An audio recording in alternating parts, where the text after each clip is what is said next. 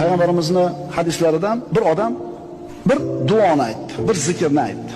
Malaikalar haligi bandani aytgan zikrini nechta savob deb yozishlikni bilmasdan Robbisi subhanahu va taologa murojaat qilishdi, iltijo qilishdi. Parvardigor, ana bandang shunaqa bir gapni aytdi, shunaqa bir zikr qildi seni, qancha savob yozishni bilmayapmiz uni daftariga.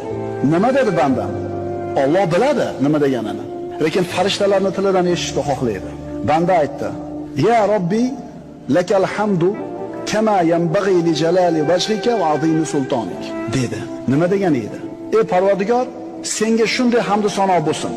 Yuzingning ulug'ligi qanday bo'lsa, saltanatingning buyukligi qanchalik bo'lsa, shunga yarasha hamd sano bo'lsin dedi.